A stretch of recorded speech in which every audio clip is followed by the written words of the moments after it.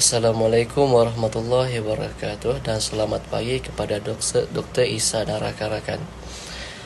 Nama saya Ahmad Nazwan bin Ahmad Najib dengan nombor metrik BB22110698. Hari ini saya akan membentangkan yang bertajuk Kewangan Bank Islam dan Pembiayaan Bank Konvensional. Seterusnya saya akan membincangkan isi kandungan yang terdapat dalam saya punya tajuk. Yang pertama ialah pendahuluan, yang kedua ialah perbezaan antara kewangan bank Islam dan pembiayaan bank konvensional. Yang ketiga pula ialah kesimpulan. Tanpa melengahkan masa, kita masuk ke isi kandungan yang pertama, iaitu pendahuluan. Pendahuluan bagi kewangan bank Islam dan pinjaman bank konvensional. Bagi bank kewangan Islam, sistem kewangan yang berlandaskan prinsip-prinsip syariah, iaitu undang-undang Islam yang antara lain melarang unsur-unsur seperti riba, ghar dan masyir. Sebaliknya, kewangan Islam menekankan konsep seperti perkongsian risiko, keadilan dan kejujuran dalam setiap transaksi kewangan. Bagi bank konvensional pula, bentuk bantuan kewangan yang diberikan oleh bank kepada individu atau perniagaan dengan syarat pembayaran balik dalam tempoh tertentu yang disertai dengan kadar faedah tertentu. Dalam sistem konvensional, faedah atau interest merupakan ciri utama yang membezakan pinjaman ini daripada sistem kewangan lain seperti kewangan Islam. Seterusnya kita akan masuk ke isi kandungan yang kedua, iaitu perbezaan di antara kewangan bank Islam dan pembiayaan bank konvensional. Perbezaan yang pertama ialah konsep asas. Berdasarkan kewangan bank Islam, berdasarkan prinsip syariah yang melarang riba ataupun faedah, pembiayaan Islam beroperasi atas konsep perkongsian untung rugi atau jual beli dengan keuntungan tetap yang dipersetujui, seperti dalam murabahah dan mudarabah. Yang bagi bank konvensional pula, berdasarkan konsep faedah atau interest, di mana bank mengenakan kadar faedah ke atas jumlah pinjaman. Faedah ini adalah kos tambahan yang dikenakan kepada peminjam atas wang yang dipinjam.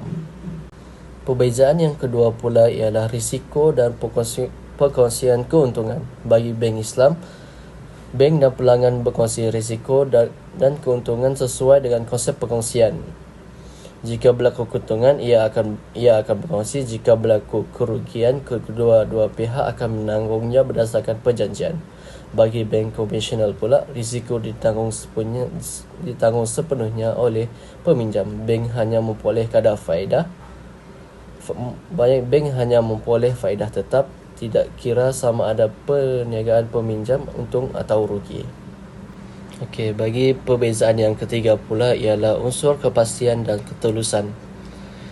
Bagi kewangan bank Islam, transaksi perlu telus tanpa ghar. Harga dan margin keuntungan harus dinyatakan dengan jelas dan tidak ada unsur tersembunyi. Bagi bank pinjaman konvensional, walaupun ketulusan juga ditekankan, terdapat fleksibiliti untuk mengenakan cas tersembunyi atau penalti yang tidak selalu jelas pada awal transaksi.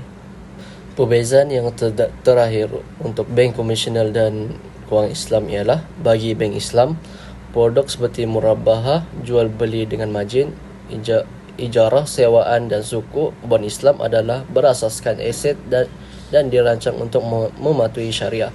Bagi bank konvensional, produk adalah pelbagai dan boleh menggunakan apa jua kaedah atau instrumen yang menguntungkan tanpa had atau sekatan mengikut syariah. Seterusnya, kita akan pergi isi kandungan yang terakhir, ialah kesimpulan.